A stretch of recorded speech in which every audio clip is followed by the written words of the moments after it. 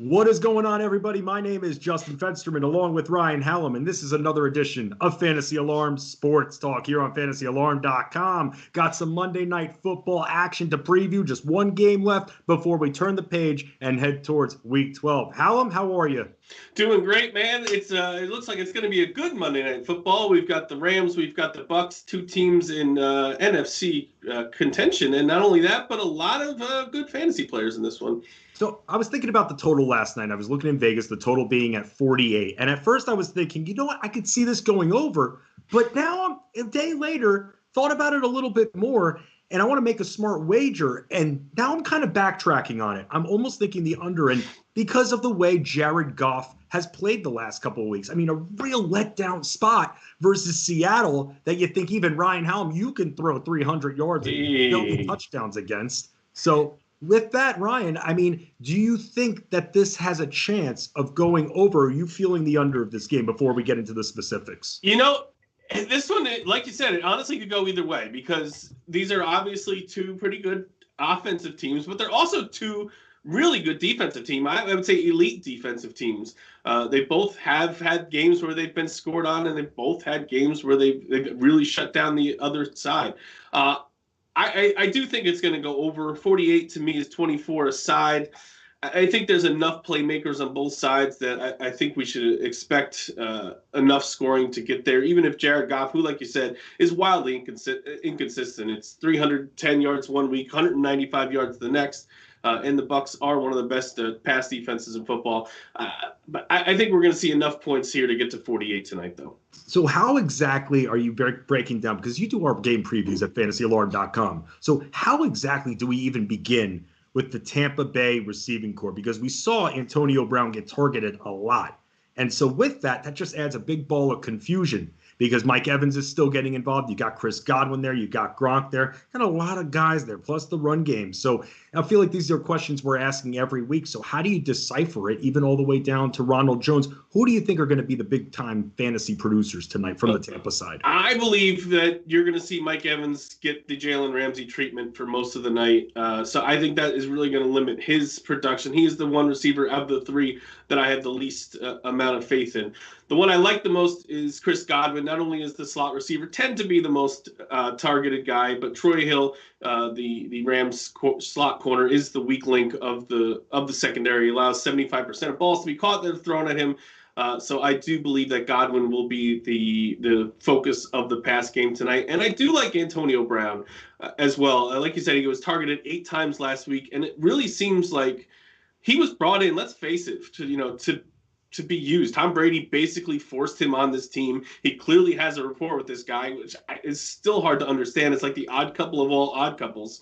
But that's what makes them great. Opposites attract. Yeah, and there's no doubt about it. And if you watch Brown last week, had some nice yak, came up with a couple passes and then ran with it. Doesn't look like he missed much of a beat with missing, over an entire year from being suspended and other various maladies. So Evans is the kind of the one odd man out for me tonight. The other two I think should be okay. Gronk hasn't been the highest volume guy lately, but he's still getting it done with a couple big plays and finding the end zone. I think that given the landscape of fantasy tight ends, he's a kind of a no-brainer almost every week. Now, Ronald Jones, a lot of people relying on him to help keep their seasons alive as we're heading towards the fantasy playoffs here. So we saw him have a big, huge touchdown. What do you think? How is he going to come off that kind of performance? Because that's a hard one to top for him. Yeah, and the Rams are a very good run defense. So, it's not going to be easy. He's been really one of the more maddening fantasy guys this year. Every time you think he's taking control, he falls on his face, or they give the ball more to Fournette, or they don't run the ball very much at all. He's coming off the 190-something yard game last week. I know about 98 was on the one touchdown, but it's still a 100-yard game even without that. At times he looks fantastic. He's shifty. He's making guys miss tackles. He's not very involved in the pass game, but he's been very efficient. Again, the Rams' run defense is pretty good, so it's almost a coin flip. What's going to happen with Ronald Jones? I think in this one he'll probably be okay, 60 to 75 yards. I don't expect a big explosive games out of him, but I do expect him to outtouch Fournette tonight. Yes, that should be the case, especially based off what we've seen. Let's talk about the other side of it, because speaking of confusing run games, man, all year long, Sean McVay didn't lie to us this year. Part of me thinks, though, he got kind of bailed out because Akers went down early with an injury. So I think it kind of set the game plan, set the roadmap, and that gave Henderson a free area in order to take advantage. But now you've seen Malcolm Brown get involved. You still got Akers getting a little bit more involved. How exactly do we handle this, especially if we're making some kind of showdown lineup? I mean, I don't even know where to begin. I almost just want to stay away from everyone and just watch. But there are props out there, and we're going to talk about that in a second. But how are you feeling regarding this run game? I think we just rip our hair out of our head and drink as much as we possibly can. Okay, I don't have hair. Stop making fun of me, all right? Sorry, I forgot about that. You have a hat on, I forgot. Henderson has been leading the backfield early. That tends to be the trend lately. And normally when he gets the hot hand, they kept giving it to him. Except last week when he scored an early touchdown, and then they didn't. And then Cam Akers had 10 carries, who led the team. Malcolm Brown had a touchdown. The good thing is the Rams are running so much lately that there's chances for more than one of them to be successful. But man, this is incredibly frustrating. If I was starting anyone, it would be Henderson, as he continues to be the guy who seems to get the most carries early and has been finding the end zone a decent amount. So it is. I can make a case for starting any of them. Akers all of a sudden had the most carries last week. And not that this has anything to do with the Lions kind of unloaded Swift, and yesterday the Ravens finally unloaded Dobbins. So is this the week the Rams are going to let their high draft pick go? Obviously, they're not looking at other teams, but the fact that he had the most carries last week means that maybe he's going to do something with it. But the other two guys seem to be the one finding the end zone. You just made me very blue when you mentioned the Detroit run game at this point. Whoa! Man, spending all week figuring out that situation. We'll save that for another conversation, though. What about Woods versus Kupp? I mean, how exactly do you decide on a given week what eggs you're going to put in whose basket regarding which receiver is going to be the most productive? This one's going to be tough for both, but Robert Woods to me has just been too inconsistent and has been shut down by a lot of different corners. And Tampa Bay has two really good ones, Jamel Dean and Carlton Davis. I don't think it really matters which one is on him. I imagine it's going to be Dean that is going to give Woods fits. The Rams throw a lot to their tight ends. They spread the ball around a lot.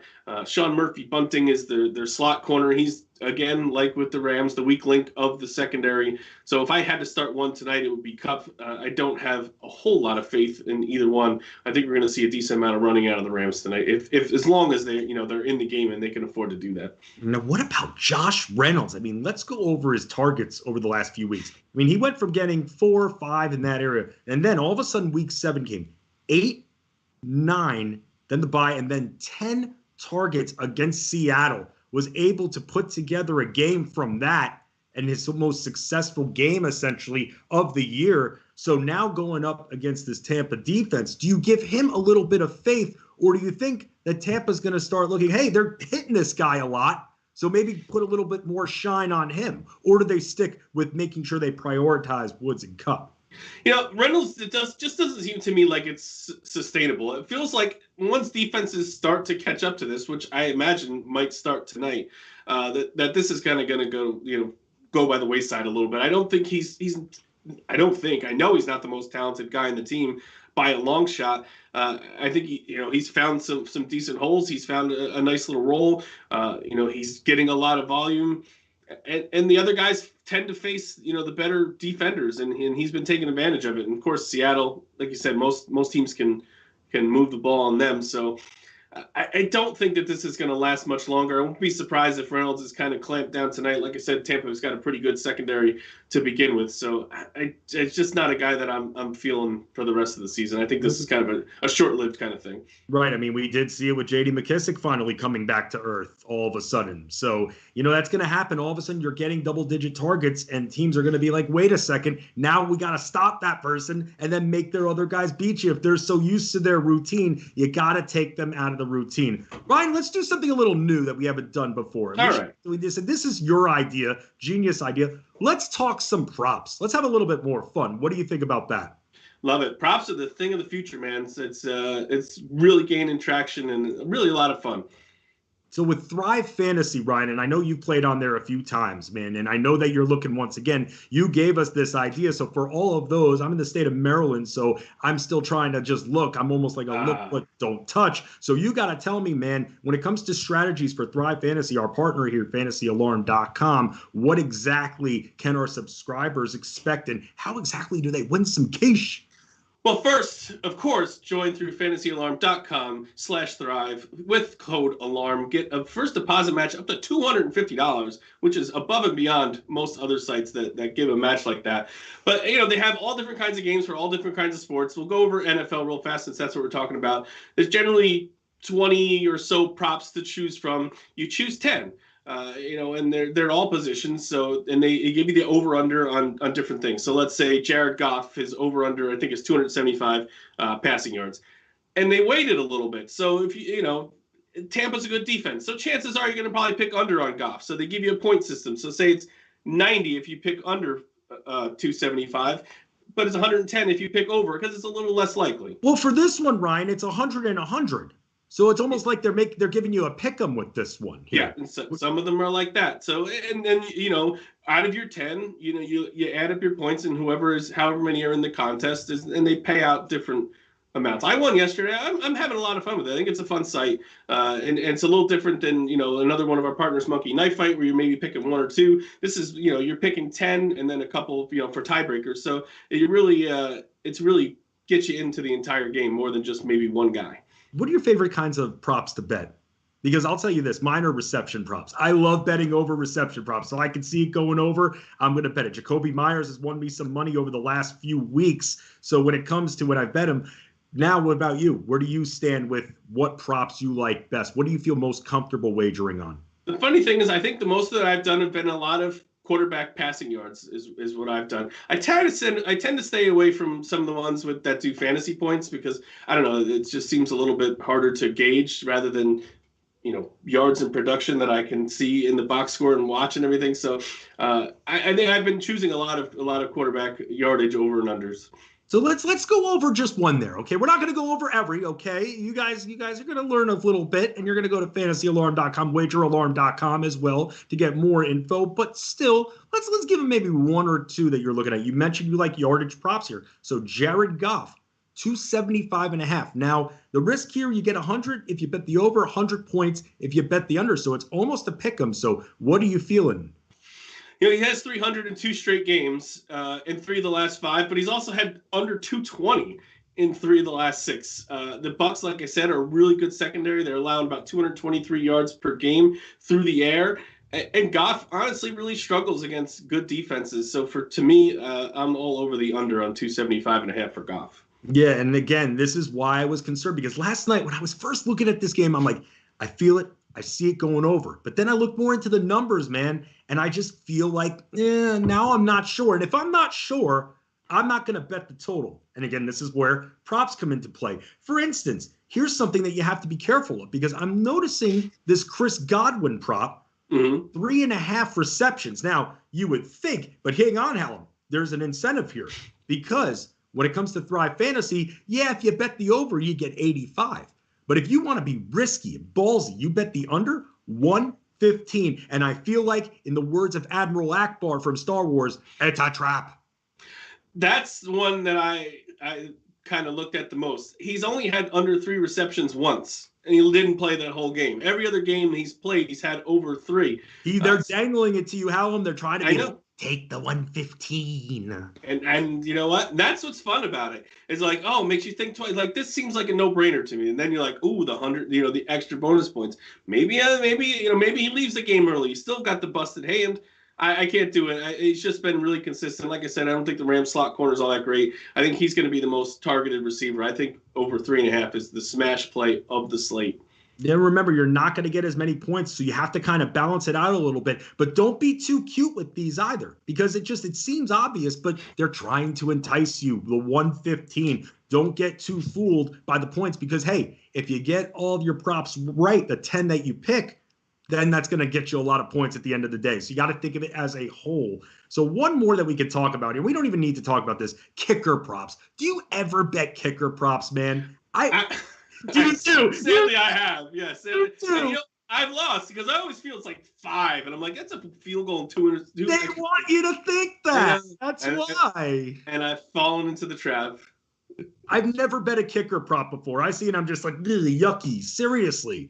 I find it so funny. What makes you so enticed? Just the low point total? Yeah, it just seems easy. Like, that's okay. 2 field goals. That's all it takes the entire game. But no, they have sucked me in the past, and I've come out on the wrong end of those. Yeah, you got to be careful. Again, that's why it's awesome that you get to choose 10 of the 20. So go to Thrive Fantasy and make sure you get into it. Let's all have some fun on Monday night. It's holiday gift time, Ryan. I know you got some kids. I've got nephews. I got to buy them all gifts already. And no, wrestling figures that are costing $6, $10 won't cut it. They want everything from Xboxes. Everything costs $1 zillion these days. And I want these sites to pay for my holiday gifts, Ryan. I don't know if that's incentive enough for you. That's my motivation. Don't pay out of pocket for your gifts if you don't have to.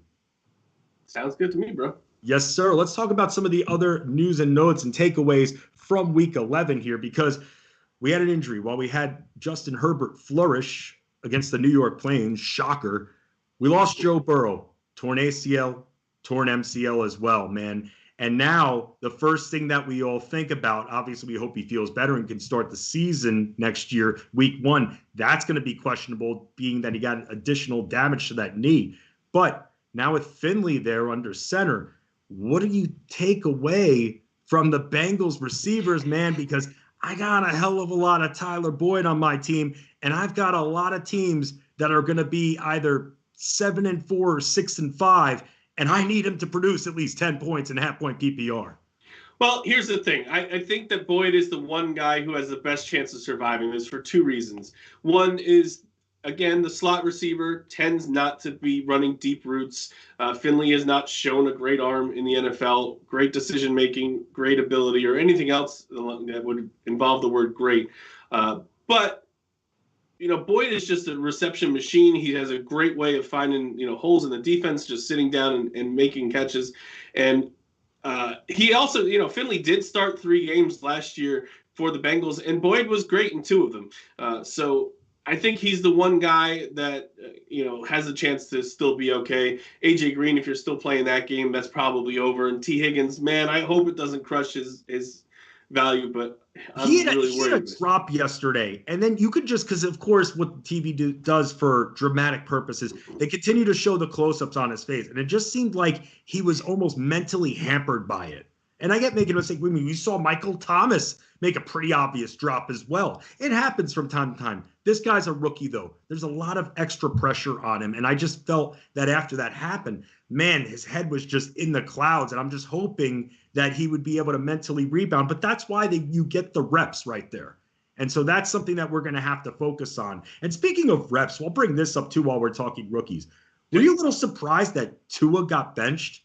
Because here's the deal. This Dolphins team was winning, and they decide to pull the plug on Fitzpatrick, which at the time I understood, because they're competitive. They want to get Tua in that competitive mindset. They don't want him just coming in when they're one and whatever. They're competing. They can win the division, the AFC East. And so they decide to bench him in a somewhat close game. And I really didn't understand that, because don't you want him to work through those lumps, especially if he's the quarterback for the future? Doesn't it send a mixed message when you're putting Fitzpatrick, who you benched for him, back in? It would to me. Yeah, and the problem to me is you do it with 10 minutes left in the game. Do it at halftime and give Fitzpatrick a chance to come back and win the game. I think they did it too late, and at that point, there wasn't really a chance to come back. Fitzpatrick racked up 110 yards in 10 minutes, and Tua had 86 in the first 3 quarters. So they might have had a chance if they pulled the plug a little bit earlier. But yeah, so it kind of They shouldn't have done it at all. This is their quarterback of the future. He's going to suck at times. And the problem, though, dude, is that they're right in the playoff race. Right. So, yeah, to me, it was dumb to bench Fitzpatrick. They shouldn't have done that. That, to me, was the wrong decision. They should have let Fitzpatrick play as long as he was successful. Let this kid sit there. If you're competitive and I know everybody wants to win when your quarterback is in that rookie contract. They weren't win the Super Bowl this year anyway. So let Fitzpatrick play out the year. He's playing really well. Everyone loves him. He's great for fantasy. Not that they care about that. But I didn't see the reason to put Tua in in there. When you're competitive, the Patriots are sucking and the Bills are within striking range. Now you are stuck because, like you said, now you're sending a bad message to this quarterback that, if something goes bad, they're going to put him on the bench. And it's just, he does suck the life out of the offense, though, for fantasy purposes. So I wish there was a way to get Fitzpatrick back in there. But Flores already said Tua's going to be the starter again this week. But if he sucks again, I won't be surprised if they go back to Fitzpatrick with the division still possible. I mean, you know who they have in Week 12, right? They've got the Plains. Oh, yes, that's those right. Plains. Those for life New York Plains. I'm not calling them the J word until they win a game. That is the ultimate bounce-back game for any quarterback. Yeah, so you would think, but now he's got a little maybe chip on his shoulder because he's like, if I screw this up, I'll get benched. I just didn't understand that strategy. You need them to work through their lumps. And I understand it's about winning games, but you have to decide if you're Miami. Does it matter? What's best for the business of things?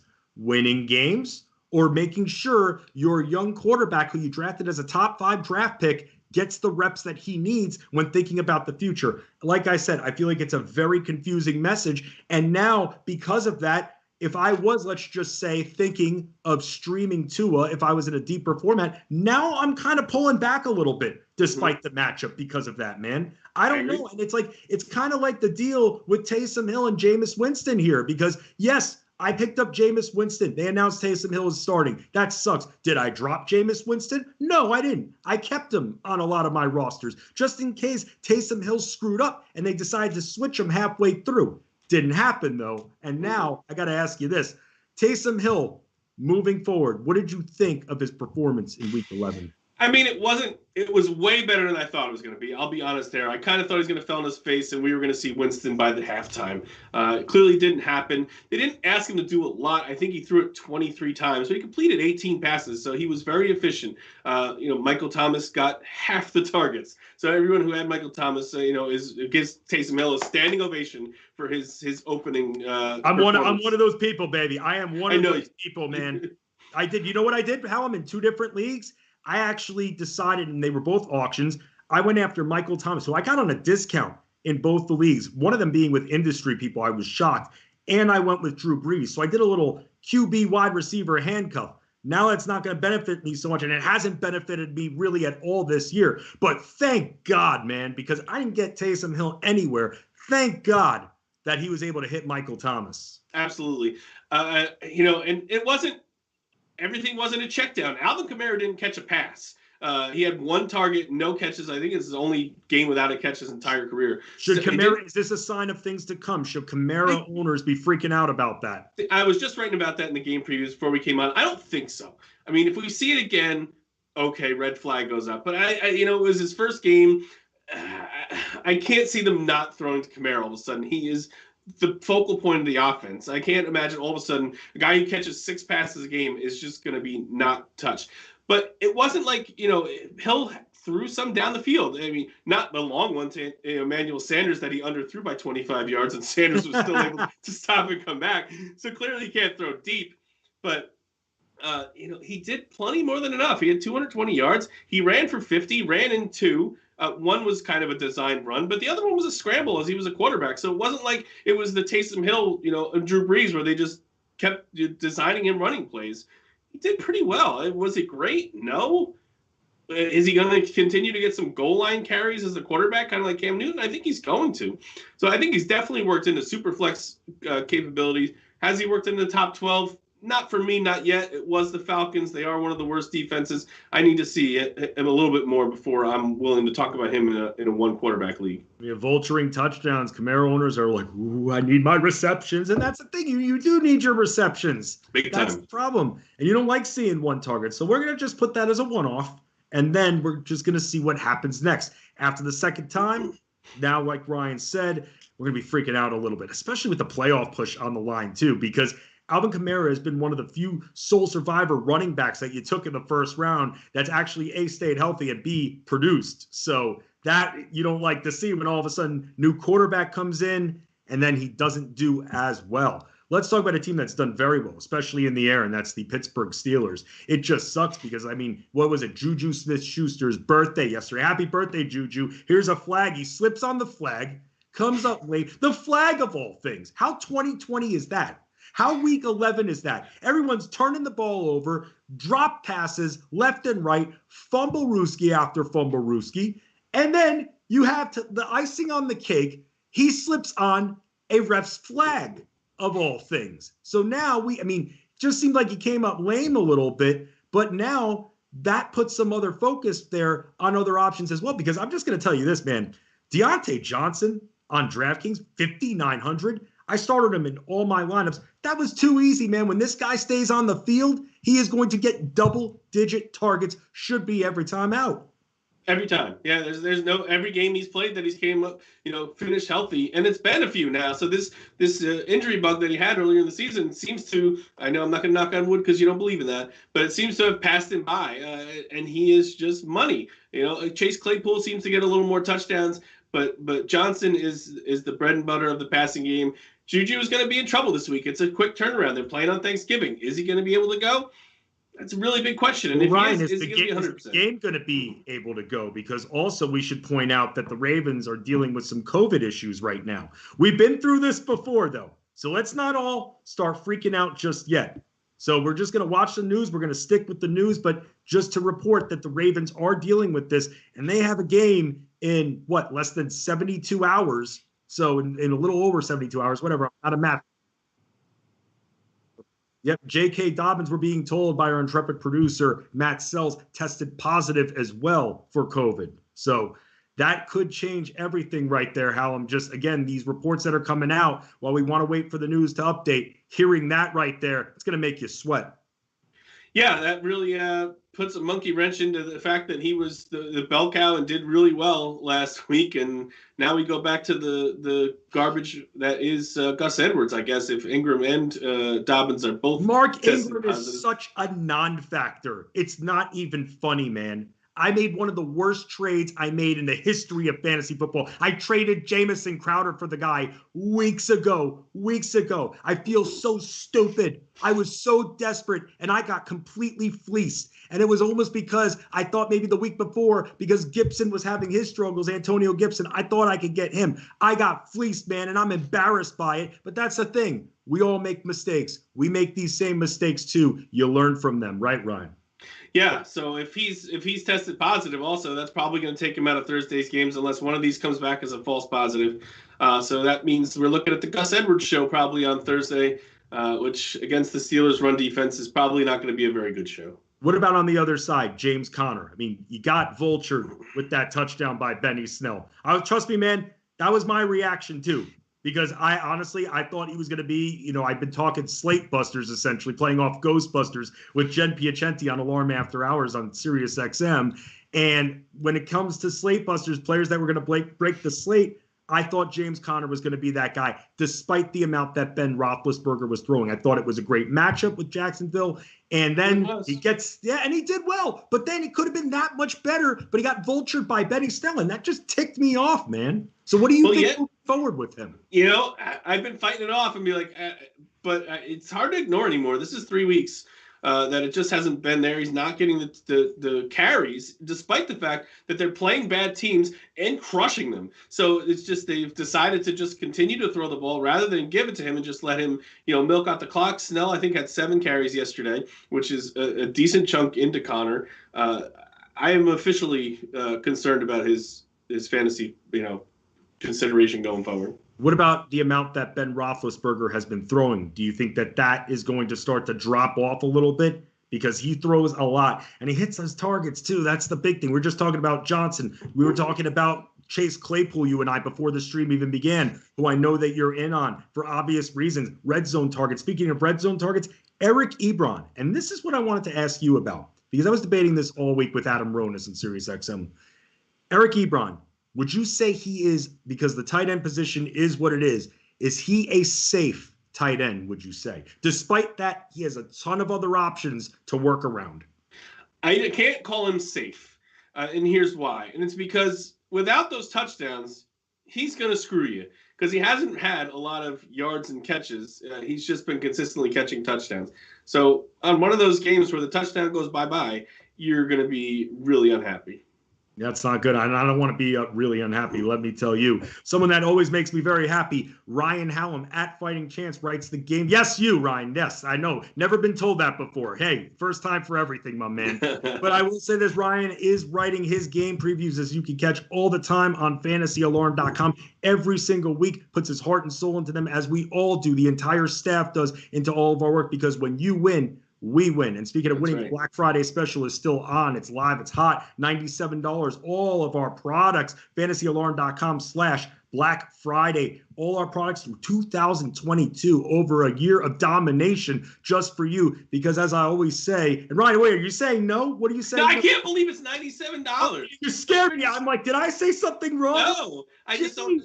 We're giving it away. I mean, you could have that made up by the end of this year, and then all next year is gravy. And then you could just win on sports you don't even pay attention to, because we'll teach you how to win golf and MMA and esports and everything in NASCAR and everything else. Even the challenge, your favorite show. Dan Malin, where's Malin at, Ryan? You know it's coming back in the next few weeks. He did tell me that the other day on Twitter. I can't wait. Yeah, I bet you can't wait. Thanks, Ryan. Good endorsement by you. For Ryan Hallam, I'm Justin Fensterman. You can catch me on Alarm After Hours on SiriusXM Fantasy Sports Radio with the glorious one, John and Pemba, tonight, midnight to 2 a.m. Eastern. I know you all got a lot of pent-up aggression, feeling. Maybe you want to brag about your teams. It's been a slop-filled week. Let's hear how you survived it. Then you could give us a call from midnight to 2 a.m. Eastern. Follow me at Fantasy Sports. Follow Ryan at Fighting Chance. We thank Matt Sells, as always, for his domination. And just remember, we always dominate because there isn't any other option. We just win.